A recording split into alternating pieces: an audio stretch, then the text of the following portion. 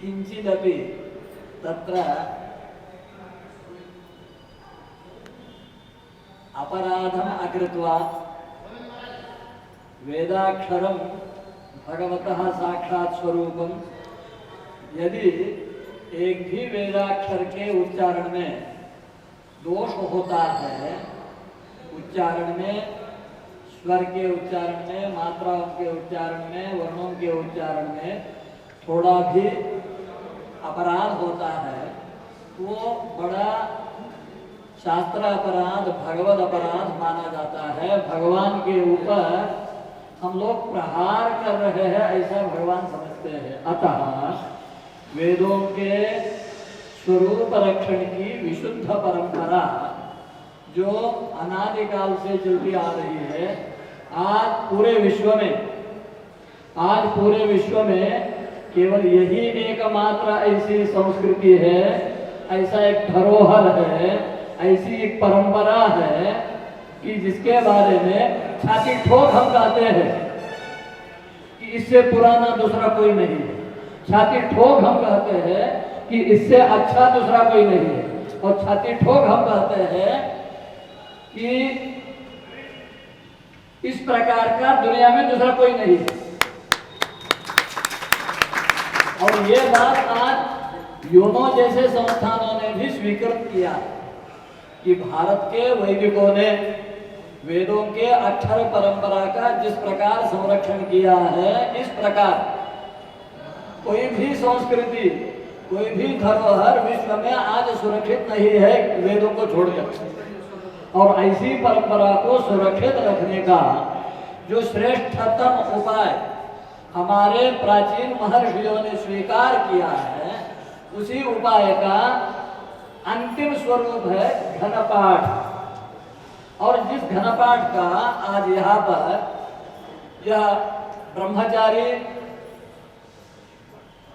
यो वै युवा अधीयानः तन्देवास्थवरं विदुः, शास्त्र कहता है कि अवस्था से कोई वृद्ध नहीं होते हैं, जिसके पास विद्या है वो वृद्ध है, जिसने श्रम किया है वो वृद्ध है, जिसके पास तप है वो वृद्ध है।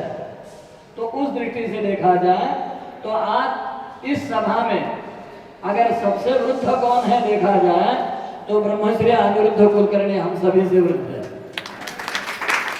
उन्होंने जो अर्जित किया है वो असंभव ऐसा मैं नहीं कहूंगा, परंतु उसके लिए श्रद्धा की आवश्यकता होती है, उसके लिए अपनत्व की आवश्यकता होती है, उसके लिए लौकिक द्रव्य का, लौकिक सम्मान का त्याग करने की आवश्यकता होती है। बड़े बड़े वैदिक भी अपने पुत्रों को वेदाध्ययन नहीं कराते हैं, ये दुर्दैव है। और उस दृष्टि से यह अलौकिक है, ज्येष्ठ है, श्रेष्ठ है, दिव्य है। तो वेदों की अक्षर रक्षा, स्वरूप रक्षा की परंपरा का जो पालन यहाँ पर हुआ है और जिसका हम दर्शन और श्रवण कर रहे हैं, ये हमारे लिए बड़े सौभाग्य की बात। इसके पश्चात वेदों का दूसरा जो सेवा करने का मार्ग है वो है कि वेदों के अर्थों को हम जाने, और वेदों के अर्थों को इसलिए जानना है क्योंकि हमें अपने को जानना है, हमें भगवान को जानना है, हमें भगवान के और अपने संबंधों को जानना है, हमें अपने दुखों के कारणों को जानना है, हमें सुख कैसा मिलेगा जीवन में इसको जानना है। और ये सब ज्ञान वेदों के अलावा और कहीं उपलब्ध नहीं है। भगवान स्वयं गीता में कहते हैं सर्वैश्च वेदैः वेदैश्च सर्वैः अहमेव वेद्यः वेदांतकृत वेदविदेव चाहम।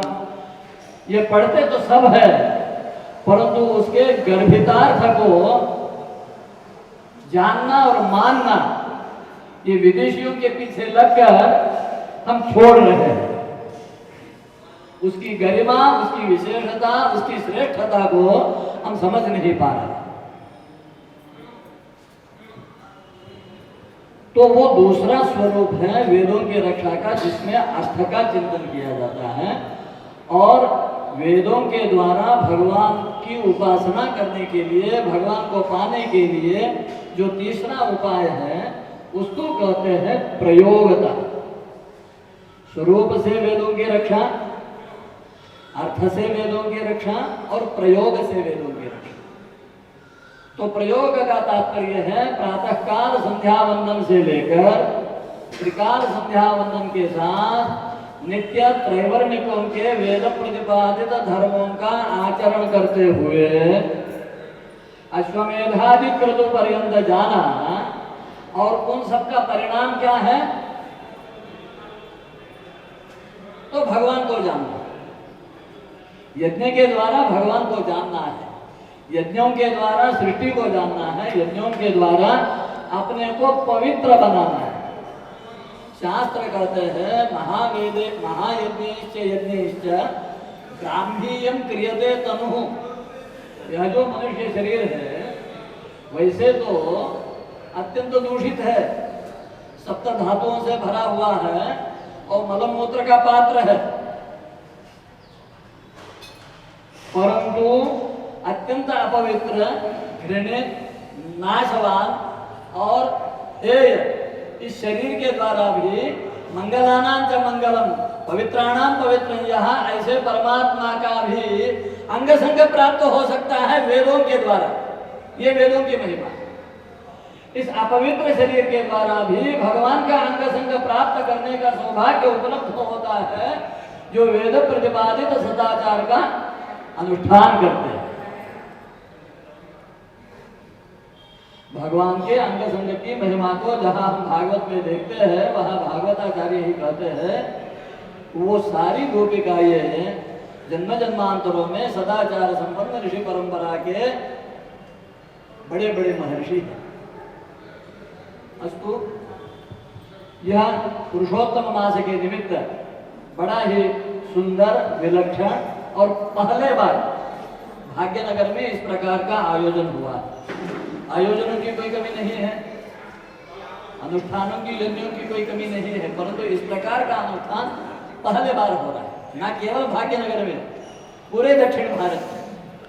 और उसमें भी खास करके शुक्ल यजुर्वेद के काण्ड शाखा का इस प्रकार घन पारायण का 26 दिन का आयोजन, वो भी एक ब्रह्मचारी और सैकड़ों श्रोता। मैं पूछना चाहता हूं, दुनिया में ऐसा कोई विश्वविद्यापीठ है, कोई ऐसी यूनिवर्सिटी है कि जो अपने छात्र को इस प्रकार समाज के सामने और 26 दिन कर प्रस्तुत कर सके? है किसी यूनिवर्सिटी का सामर्थ्य किसी भी विषय में? आज यह कुमार 26 दिन तक लगातार सैकड़ों लोगों के सामने ऑनलाइन अपने गुरु से प्राप्त हुई विद्या को प्रदर्शित कर रहे हैं। कितना धैर्य है, कितना विश्वास है और कितना श्रम है, इसको हम समझना है। ये भारत है, ये भारत की परंपरा है, ये भारत की संस्कृति है, ये भारत का वैभव है, ये भारत का अपनापन है। उस्मानिया जैसे यूनिवर्सिटी हमारा अपना नहीं हो सकता है। दुनिया की कोई यूनिवर्सिटी, कोई आईआईटी इस प्रकार का काम नहीं करेगी, नहीं कर रही है, ये खेद से कहना पड़ता है। अस्तु, तो इस प्रसंग में हम सब इसका श्रवण का लाभ ले रहे हैं। मंत्रों का श्रवण तो करेंगे, साथ में हमें वेद के अर्थ का भी ज्ञान प्राप्त हो, यह अभिलाषा स्वाभाविक है। और उस अभिलाषा की पूर्ति के लिए ही आज हमारे बीच में उपस्थित है ब्रह्मश्री रावरी वरप्रसाद वर्धन जी। सब लोग उनका स्वागत कीजिए। आप द्विवेदी है, कृष्ण यजुर्वेद क्रमांताध्ययन किए हैं और शुक्ल यजुर्वेद काण्ड शाखा के घनपाठी है। आपके ही सुपुत्र इस घनपारायण के ब्रह्मा के रूप में बैठे हुए हैं। आप चिन्नय्यर स्वामी जी के सीतानगर के वैदिक विश्वविद्यालय के प्राचार्य पद पर रहकर आज निवृत्ति का जीवन जी रहे हैं। वेद वेदांग उनके वेदांत के प्रख्यात विद्वान है और आज से वह प्रतिनित्य घन पारायण के पश्चात कुछ समय हम सबके लिए वेदार्थ का प्रतिपादन करने के लिए आए हुए हैं। मैं उनका हार्दिक स्वागत करता हूँ, प्रणाम करता हूँ और निवेदन करता हूँ कि आप अपने वाणी से हम सबको कृतार्थ करें, वेदार्थ का प्रकाशन कीजिए। इसकी परम आवश्यकता है। और ఇక్కడ ఎవరైతే కూర్చున్నారో వారు అందరూ చాలా శ్రద్ధాశక్తి ఉన్నవారు. మీరు సంస్కృతం మాట్లాడవచ్చు, भवन्तः संस्कृतं वक्तुमर्हन्ति, यू टॉक इन इंग्लिश. तुम्हें मराठी बोला तो आम्हाला आनंद आहे. आप हिंदी में भी बात कर सकते हैं. మీరు తెలుగులో మాట్లాడితే కూడా మేము వింటాము. तो कृपया वो जिस भाषा में बोलेंगे उसी भाषा में हम श्रवण करेंगे. मैं उनसे निवेदन करता हूँ कि वेदार्थ से हमारे हृदय के अंधकार को दूर करने का अनुग्रह करें. धन्यवाद. जय तो भारतम, जय तो संस्कृत.